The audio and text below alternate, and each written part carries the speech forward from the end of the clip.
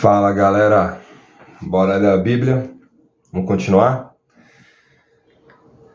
1 Coríntios, capítulo 15, a ressurreição de Cristo. Agora, irmãos, quero que lembrem do evangelho que eu anunciei a vocês, o qual vocês aceitaram e no qual continuam firmes. A mensagem que anunciei a vocês é o evangelho, por meio do qual vocês são salvos, se continuarem firmes nele. A não ser que não tenha adiantado nada vocês crerem nele. Eu passei para vocês o ensinamento que recebi e que é da mais alta importância. Cristo morreu pelos nossos pecados, como está escrito nas Escrituras Sagradas. Ele foi sepultado e no terceiro dia foi ressuscitado, como está escrito nas Escrituras. E apareceu a Pedro e depois aos 12 apóstolos. Depois apareceu de uma só vez a mais de 500 seguidores, dos quais a maior parte ainda vive. Mas alguns já morreram. Em seguida apareceu a Tiago e mais tarde a todos os apóstolos. Por último, depois de todos, ele apareceu também a mim, como para alguém nascido fora de tempo. Por último, depois de todos, ele apareceu também a mim, como para alguém nascido fora de tempo. De fato, eu sou o menos importante dos apóstolos, e até nem mereço ser chamado de apóstolo, pois persegui a igreja de Deus. Mas pela graça de Deus, sou o que sou. E a graça que ele me deu não ficou sem resultados. Pelo contrário, eu tenho trabalhado muito mais do que todos os outros apóstolos. No entanto, não sou eu quem tem feito isso, e sim a graça de Deus que está comigo. Assim, não importa se a mensagem foi entregue por mim ou se foi entregue por eles, o importante é que foi isto que todos nós anunciamos, e foi nisso que vocês creram. Deu uns break aqui, lendo esse início aqui do capítulo 15. Documentado aqui depois da aparição, né? Depois da ressurreição, depois da aparição na ilha de Patmos. A gente vai chegar no final, né? No final do livro, no final do Novo Testamento e no final da Bíblia, né? Em Apocalipse, né? Apareceu para João. Só que eu estou para te dizer que Jesus tem aparecido até hoje. Quem chama, quem quer, Jesus está aparecendo até hoje. Eu moro com uma moça aqui, minha esposa, que viu coisas diferentes em Santa Catarina. Não tive essa honra. Já sonhei com Jesus. Bem real, por sinal. Mas não, vamos voltar. A nossa ressurreição. Se a nossa mensagem é que Cristo foi ressuscitado, como é que alguns de vocês dizem que os mortos não vão ressuscitar? Se não existe a ressurreição de mortos, então quer dizer que Cristo não foi ressuscitado. E se Cristo não foi ressuscitado, nós não temos nada para anunciar, e vocês não têm nada para crer. E mais ainda, nesse caso estaríamos mentindo contra Deus, porque afirmamos que ele ressuscitou Cristo. Mas, se é verdade que os mortos não são ressuscitados, então Deus não ressuscitou Cristo. Porque se os mortos não são ressuscitados, Cristo também não foi ressuscitado. E se Cristo não foi ressuscitado, a fé que vocês têm é uma ilusão. E vocês continuam perdidos nos seus pecados. Se Cristo não ressuscitou, os que morreram crendo nele estão perdidos. Se a nossa esperança em Cristo só vale para esta vida, nós somos as pessoas mais infelizes deste mundo. Mas a verdade é que Cristo foi ressuscitado, e isso é a garantia de que os que estão mortos também serão ressuscitados. Porque assim como por meio de um homem veio a morte, assim também por meio de um homem veio a ressurreição. Menciono aqui Adão, né? A morte, né? O pecado que entrou através do pecado de Adão, Eva ali, né? De Adão.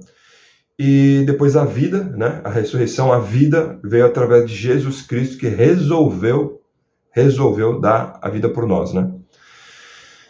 Porque assim como por meio de um homem veio a morte, assim também por meio de um homem veio a ressurreição. Assim como por estarem unidos com Adão, todos morrem, assim também por estarem unidos com Cristo, todos ressuscitarão. Porém, cada um será ressuscitado na sua vez. Cristo, o primeiro de todos, depois os que são de Cristo, quando ele vier, e então virá o fim. Cristo destruirá todos os governos espirituais, todas as autoridades e poderes, e entregará o reino a Deus, o Pai. Pois Cristo tem de reinar até que Deus faça com que ele domine todos os inimigos. O último inimigo que será destruído é a morte. O último inimigo que será destruído é a morte. As escrituras sagradas dizem: Deus pôs todas as coisas debaixo do domínio dele. É claro que dentro das palavras todas as coisas não está o próprio Deus, que põe tudo debaixo do domínio de Cristo. Mas quando tudo for dominado por Cristo, então o próprio Cristo, que é Filho, se colocará debaixo do domínio de Deus, que pôs todas as coisas debaixo do domínio dele. Então Deus reinará completamente sobre tudo. Pensem agora nas coisas que são batizadas em favor dos mortos. O que é que elas esperam conseguir? Se os mortos não são ressuscitados, por que é que essas pessoas se batizam em favor deles? E quanto a nós, por que é que nós colocamos em perigo a toda hora? Bela pergunta, né? Bela pergunta. E quanto a nós, por que é que nos colocamos em perigo a toda hora? O ser humano vive flertando com o pecado, né? Vive flertando com o pecado. Por que nos colocamos em perigo a toda hora? Irmãos, eu enfrento a morte todos os dias. Se afirmo isso, é pelo orgulho que tenho de vocês, pois estamos todos unidos com Cristo Jesus, o nosso Senhor. Aqui em Éfeso, eu lutei contra inimigos como se lutasse contra animais selvagens. E se fiz isso somente por interesses humanos, o que foi que eu consegui com isso? Se é verdade que os mortos não são ressuscitados, façamos o que diz o ditado: comamos e bebamos, porque amanhã morreremos. Não se enganem, as más companhias estragam os bons costumes. Não se enganem, as más companhias estragam os bons costumes. Eu sei bem o que é isso. Comecem de novo a viver uma vida séria e direita e parem de pecar, para fazer com que vocês fiquem envergonhados. Eu digo o seguinte: alguns de vocês não conhecem a Deus. Para fazer com que vocês fiquem envergonhados, eu digo o seguinte: alguns de vocês não conhecem a Deus. Quem não busca... Ajeitar a camisa aqui. Quem não busca, não conhece, né? Quem não chama... E o mais triste é que a pessoa, no natural, a pessoa precisa estar na lama, né? Precisa estar na lama, precisa estar sufocada na lama, falida, para pedir: Deus me acuda. Raramente a pessoa está bem, e em profunda gratidão busca mais ao Espírito Santo. É um assunto polêmico. O ser humano é algo... Vamos lá, vamos continuar. A ressurreição do corpo. Mas alguém perguntará: como é que os mortos são ressuscitados? Como é que os mortos são ressuscitados? Que tipo de corpo eles vão ter? Seu tolo, quando você semeia uma semente na terra, ela só brota se morrer. E o que foi semeado é apenas uma semente, talvez um grão de trigo ou outra semente qualquer, e não o corpo já formado da planta que vai crescer.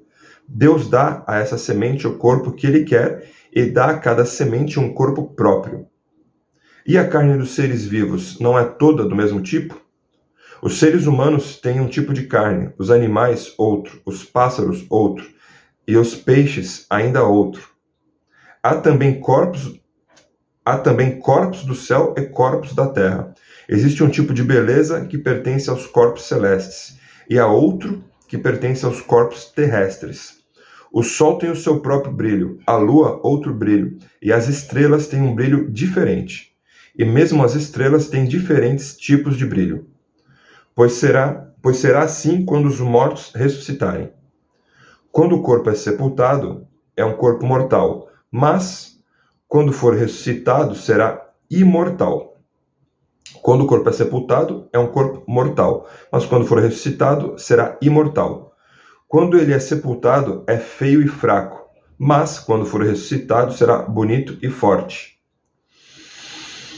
Quando é sepultado, é um corpo material, mas quando for ressuscitado, será um corpo espiritual. É claro que, se existe um corpo material, então tem de haver também um corpo espiritual. Porque as Escrituras Sagradas dizem: Adão, o primeiro homem, foi criado como ser vivo. Mas o último Adão, outra referência dos vários nomes que Jesus Cristo tem, né? O segundo Adão, né? Aqui está falando o último, né? O último Adão, Jesus Cristo, é o Espírito que dá vida. Não é o espiritual que vem primeiro, mas sim o material. Não é o espiritual que vem primeiro, mas sim o material. Depois é que vem o espiritual. Me confundi aqui, peraí. Não é o espiritual que vem primeiro, mas sim o material. Depois é que vem o espiritual. O primeiro homem foi feito do pó da terra. O segundo veio do céu. Os que pertencem à terra são como aquele que foi feito do pó da terra. Os que pertencem ao céu são como aquele que veio do céu. Assim como somos parecidos com o homem feito do pó da terra, assim também seremos parecidos com o homem do céu. Meus irmãos, o que eu quero dizer é isso. O que é feito de carne e de sangue não pode ter parte no reino de Deus. E o que é mortal não pode ter a imortalidade. E o que é mortal não pode ter a imortalidade. Escutem bem esse segredo. Nem todos vamos morrer, mas todos nós vamos ser transformados num instante. Num abrir e fechar de olhos, quando tocar a última... dicção. Num abrir e fechar de olhos, quando tocar a última trombeta. Ela tocará, os mortos serão ressuscitados como seres imortais, e todos nós seremos transformados. Pois este corpo mortal precisa se vestir com o que é imortal. Esse corpo que vai morrer precisa se vestir com o que não pode morrer. Assim, quando este corpo mortal se vestir com o que é imortal, quando este corpo que morre se vestir com o que não pode morrer, então acontecerá o que as Escrituras Sagradas dizem: a morte está destruída, a vitória é completa. Onde está, ó morte, a sua vitória? Onde está, ó morte, o seu poder de ferir? Não faço ideia em qual livro dos profetas está isso aqui, ou em Salmos. O que dá à morte o poder de ferir é o pecado. O que dá à morte o poder de ferir é o pecado. A hora que você peca, e você está falando com um rapaz que tem autoridade para falar de pecado, porque eu já fiz muitas cagadas. A hora que você peca, você atrai a morte para dentro da sua casa, da sua família, da sua empresa, do seu ministério. Fica ligado, não faz besteira. O que dá à morte o poder de ferir é o pecado. E o que dá ao pecado o poder de ferir é a lei. Mas agradecemos a Deus que nos dá a vitória por meio do nosso Senhor Jesus Cristo. Portanto, queridos irmãos, continuem fortes e firmes. Continuem ocupados no trabalho do Senhor, pois vocês sabem que todo o seu esforço nesse trabalho sempre traz proveito. Esse foi o penúltimo livro da primeira carta aos Coríntios, 1 Coríntios 15. Pessoal, se eu começar a comentar aqui, vamos fazer um vídeo de 20 minutos, não vou comentar muito, mas muito forte, muito forte. Falou aqui sobre, sobre essa parte aqui com certeza foi a que mais me tocou. Todo o capítulo muito bom, muito forte. A palavra de Deus toda é sensacional. Mas aqui no 33, não se enganem. As más companhias estragam os bons costumes. Cara, tu tem que aprender a dizer não. Tu tem que aprender a dizer não, cara. Se tu quer viver o sobrenatural de Deus, tu tem que aprender a dizer não, cara. Dizer não, não somente ao pecado, que é a coisa mais óbvia, né? Fugir do pecado. Não fazer cagada. Não olhar para onde não deve. Não sair com mulher que não deve. Não encher a cara, não beber. Às vezes quando você já está realmente convertido, o que eu notei, eu converso com a minha esposa bastante. Converso com amigos meus. Quando o inimigo não consegue mais fazer com que você peque, o diabo tenta fazer com que você se distraia com o que não é importante. Eu passava muito tempo treinando. Não que eu não treino hoje eu treino bem menos. Mas assim, eu passava muito tempo treinando na quadra, na piscina, jogando tênis. E um pouquinho, eu dava migalhas do meu tempo para Deus, lendo a Bíblia com a minha família, escutando louvor em casa. E é curioso como que a sua vida se transforma e as coisas do Espírito Santo começam a te envolver mais quando você deposita mais tempo com as coisas de Deus, né? Não se engane, as más companhias estragam os bons costumes. O que é má companhia? Você sabe que é má companhia. Você sabe o que é má companhia? É aquele grupo de WhatsApp que não te leva a nada. São aquelas amizades que, meu Deus, cara, às vezes não te leva a nada, te irrita profundamente e não adianta. Eu passei por isso esses dias. Não adianta você tentar ajudar ou falar do amor de Jesus para quem não quer. Não adianta.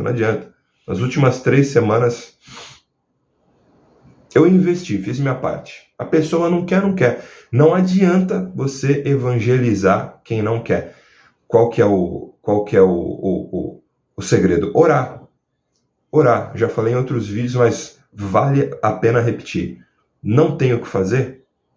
Cansou, gastou saliva, tentou evangelizar, tentou com todo amor evangelizar, né? Não deu, né? Você fica taxado de chato e a pessoa, quando ela não quer. Então, ore. As más companhias estragam os bons costumes. Daria para ficar falando 2 horas sobre dezenas de exemplos sobre esse versículo aqui. Se esse capítulo fosse só esse versículo, já estava bom. Só que teve muito mais, né? Muito mais. E que vem ao contexto também, o último versículo 58. Portanto, queridos irmãos, continuem fortes e firmes, né? Daí a minha mente assimilou aquele capítulo 33 ali. Continuem fortes e firmes no caminho correto, com as amizades corretas, né? Continuem ocupados no trabalho do Senhor. O inimigo, ele sempre tenta te desanimar para você não continuar, para você desistir. O inimigo é trabalhador. Né? Pois vocês sabem, né? Continuem ocupados no trabalho do Senhor, pois vocês sabem que todo o seu esforço nesse trabalho sempre traz proveito. Pessoal, eu não vou comentar, já estamos em 19 minutos, eu não vou comentar todo o capítulo, é um capítulo grande, mas releia, escuta de novo esse vídeo, assiste de novo esse vídeo, lê a sua Bíblia meditando em cada parte, muito forte. 1 Coríntios 15, primeira carta. Bora terminar essa carta, hein? Até breve.